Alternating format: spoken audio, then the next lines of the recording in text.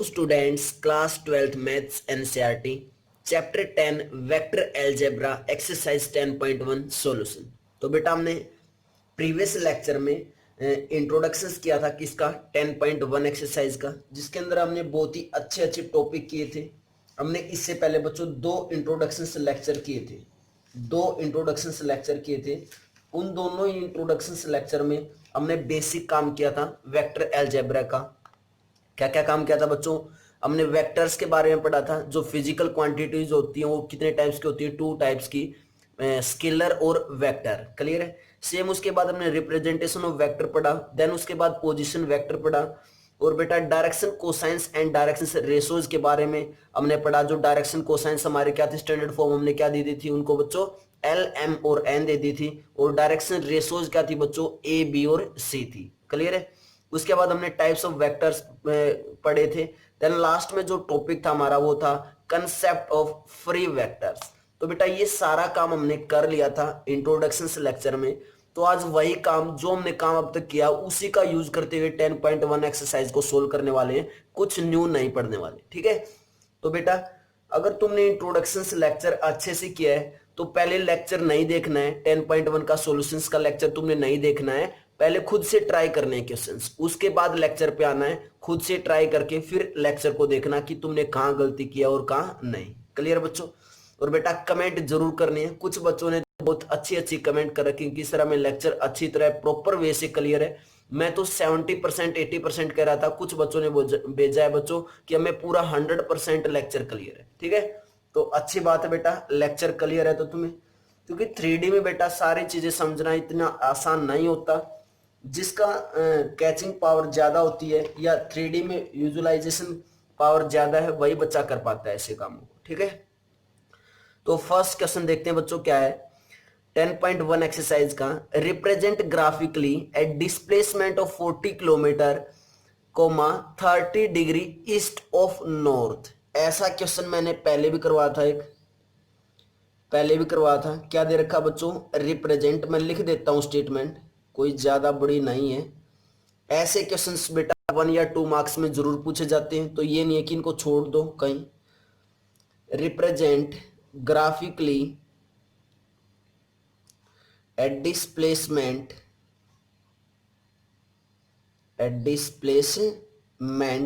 of 40 kilometre और 30 degree east of north. हमें ये ड्रॉ करना है बच्चों। क्लियर है? तो देखो 40 किलोमीटर डिस्प्लेसमेंट होना चाहिए, 30 डिग्री का एंगल बनना चाहिए, और कहां पे? East of north. East of north का मतलब क्या होता है बच्चों कि हमें नॉर्थ से 30 डिग्री ईस्ट की तरफ चलना है। 30 डिग्री ईस्ट ऑफ नॉर्थ का मतलब क्या बताया मैंने, क्या होता है कि नॉर्थ से हमें 30 डिग्री ईस्ट की तरफ चलना है। क्लियर है? तो बनाते हैं बेटा। सबसे पहले क्या लेंगे? यहाँ पे डायरेक्शंस लेंगे। डायरेक्शंस जब हम लेते हैं तो मैंने बताया था कि जो हमारा राइट हैंड साइड होता है उस साइड हमेशा क्या लेते हैं, हमें ईस्ट लेते हैं। क्या लेते हैं बच्चों? ईस्ट लेते हैं। क्लियर है? तो हम डायग्राम ड्रॉ कर लेते हैं एक बार। ये क्या हो जाएगी बच्चों? हमारे पास ईस्ट हो जाएगी। क्लियर है? क्या हो जाएगी? हमारे पास ईस्ट हो जाएगी। अब दिखाई दे रहा है ना? सेम ऐसे ही ईस्ट, इस साइड क्या हो जाएगी बच्चों? वेस्ट। ऊपर क्या होगी हमारी? नॉर्थ। और नीचे क्या होगी? बॉटम में साउथ होगी। क्या होगी बच्चों? साउथ। क्लियर है? अब देखो हमारे पास जो डिस्प्लेसमेंट ऑफ 40 किलोमीटर है और east 30 degree east of north means north से ईस्ट की तरफ चलना है। तो जब नॉर्थ से ईस्ट की तरफ चलेंगे तो कितना चलेंगे? 30 डिग्री। तो ये मैंने चलना स्टार्ट किया बच्चों, और कितना चला मैं? 30 डिग्री मीन्स यहां तक चला। और कितने डिग्री का एंगल बनाया यहाँ पे? 30 डिग्री का एंगल बनाया। कितने डिग्री का बनाया? 30 डिग्री का। क्लियर है? उसके बाद अब ये 30 डिग्री का एंगल बना दिया है, मीन्स नॉर्थ से ईस्ट की तरफ 30 डिग्री का एंगल, लेकिन डिस्प्लेसमेंट कितना है? 40 डिग्री। कितना है डिस्प्लेसमेंट? 40 डिग्री। मीन्स 1 यूनिट किसके इक्वल होगा यहाँ पे? 1 यूनिट किसके इक्वल होगा? 10 किलोमीटर के इक्वल होगा। जो स्केल लेंगे वो ऐसे ले तो लेंगे क्योंकि हमें कितना चलना है? 40 किलोमीटर। तो 1 यूनिट मीन्स 1 यूनिट यहाँ तक, यहाँ से यहाँ तक हुआ 10 किलोमीटर। फिर यहाँ से यहाँ तक फिर से 10 किलोमीटर। कितना हो चुका है? 20, देन 30 और देन 40 किलोमीटर। मीन्स ये वेक्टर क्या होगा, ये इसका नाम मैंने रख दिया ओ, इसका नाम रख दिया मैंने पी। मीन्स ओपी वेक्टर क्या रिप्रेजेंट कर रहा है, डिस्प्लेसमेंट को रिप्रेजेंट कर रहा है। किसको कर रहा है, डिस्प्लेसमेंट को। तो हम क्या लिख सकते हैं लास्ट में, क्या लिख देंगे बच्चों कि the vector OP, the vector OP, OP vector क्या रिप्रेजेंट कर रहे हैं, represents the required displacement, the required displacement. Clear है, ओपी वेक्टर क्या रिप्रेजेंट कर रहा है, रिक्वायर्ड डिस्प्लेसमेंट। जो हमने निकालना था 40 किलोमीटर डिस्प्लेसमेंट, उसको रिप्रेजेंट कर रहा है कौन, ओपी वेक्टर।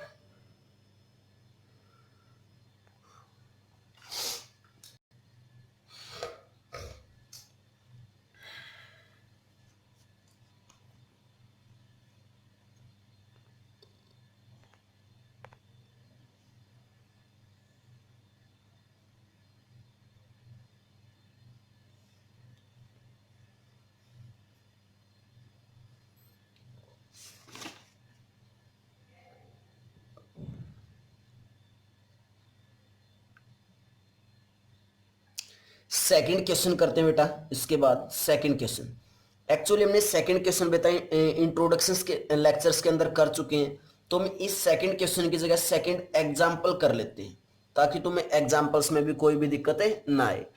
क्या है बच्चों second example, classify the following measures has scalars and vectors. हमें ये बताना है, नीचे कुछ हमें क्वांटिटीज दी गई हैं और हमें ये बताना है कि वो स्केलर्स हैं या वेक्टर्स हैं।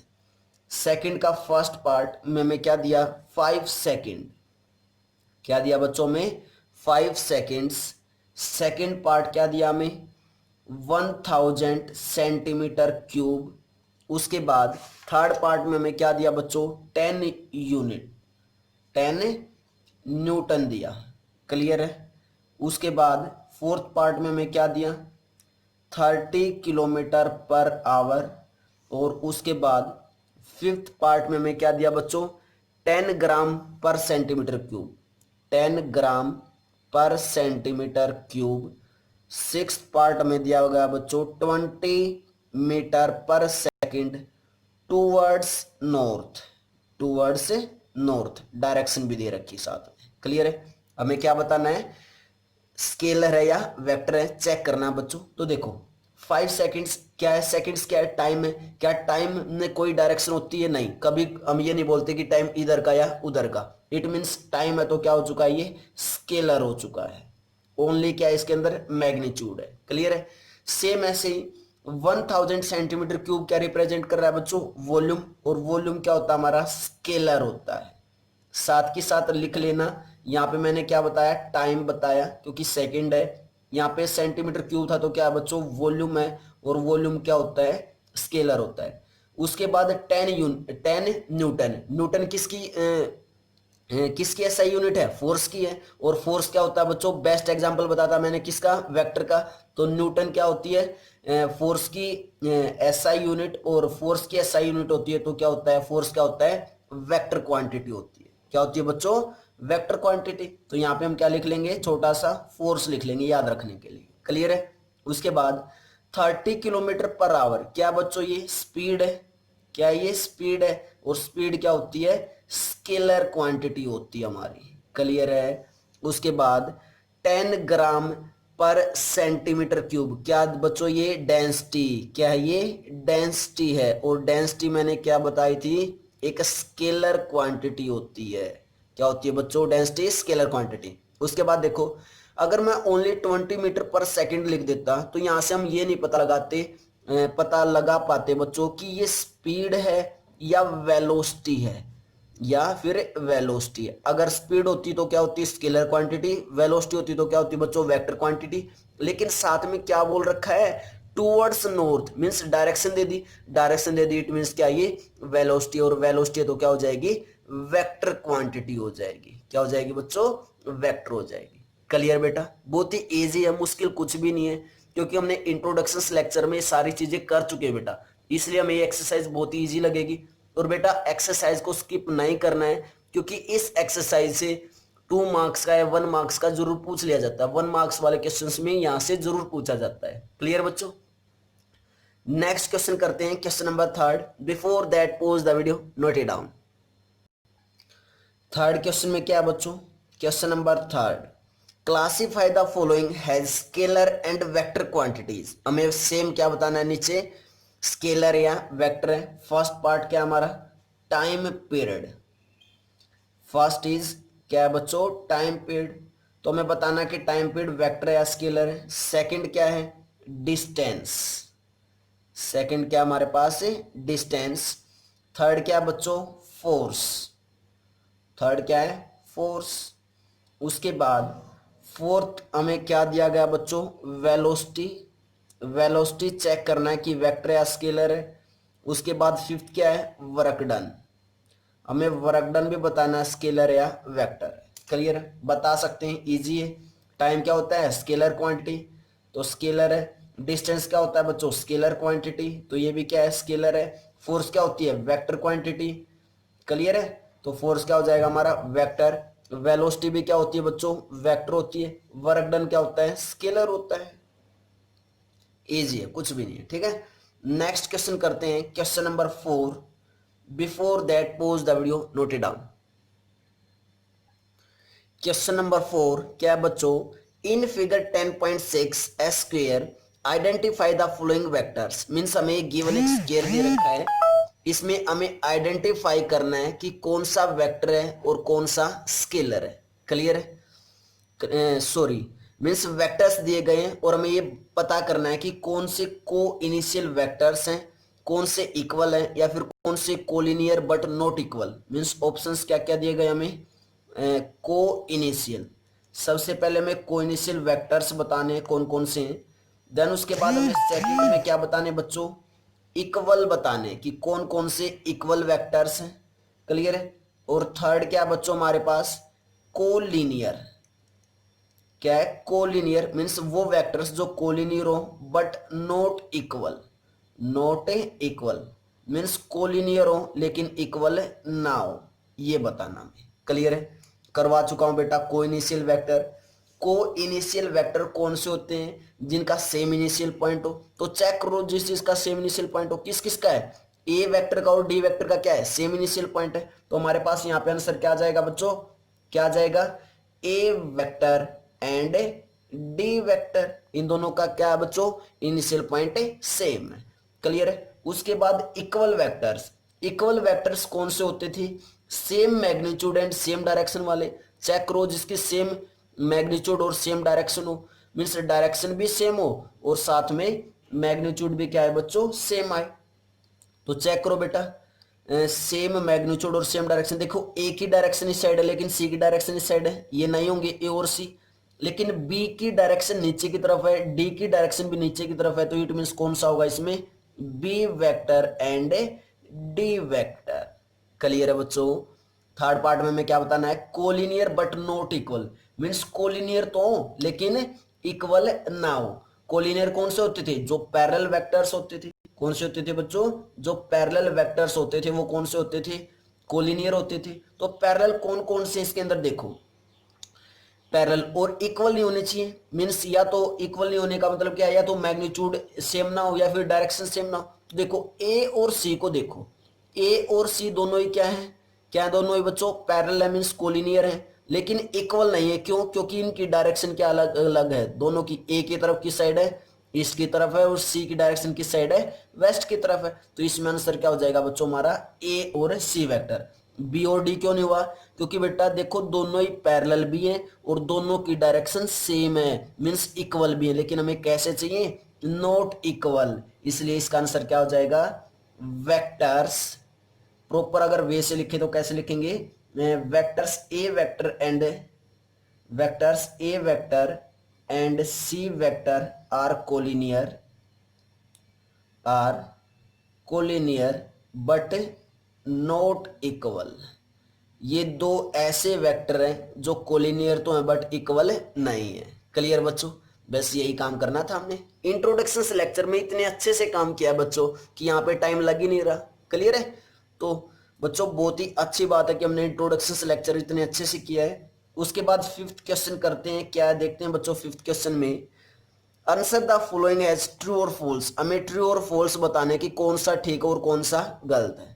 क्या दिया हमें नीचे, A vector and minus of A vector are collinear. Means क्या दिया, एक वेक्टर दे दिया और उसका नेगेटिव दे दिया और ये पूछ रहे क्या वो कोलिनियर होंगे। बिल्कुल।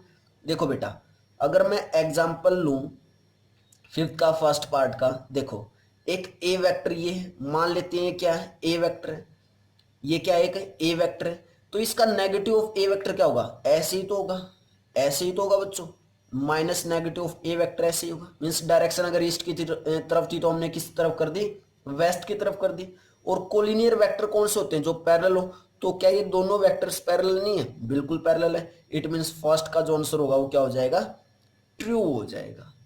क्लियर है बच्चों। सेकंड पार्ट देखते हैं फिफ्थ क्वेश्चन का, क्या पूछा हमसे, two collinear vectors are always equal in magnitude. ये पूछ रखा है कि जब दो कोलिनियर वेक्टर्स होंगे तो क्या हमेशा मैग्नीट्यूड सेम होगा। मैग्नीट्यूड लेंथ की बात कर रहा है, ये तो कोई जरूरी नहीं है बच्चों। मैग्नीट्यूड इक्वल हो भी सकता है और नहीं भी हो सकता। इट मीन सेकंड क्या हो जाएगा, फॉल्स हो जाएगा। मैंने ये बताया था कि कोलिनियर वेक्टर्स वो वेक्टर्स होते हैं जो पैरेलल हो, मैंने ये नहीं बोला था कि बच्चों मैग्नीट्यूड सेम होना चाहिए। क्लियर है इतना।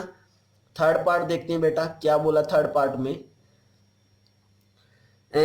To vectors having same magnitude are collinear. अब बोल दिया कि दो ऐसे वेक्टर हैं जिनका क्या है, मैग्नीट्यूड सेम है, तो क्या वो कोलिनियर होंगे, ऐसा तो नहीं है। मान लो, देख लो एग्जांपल ले लो बेटा।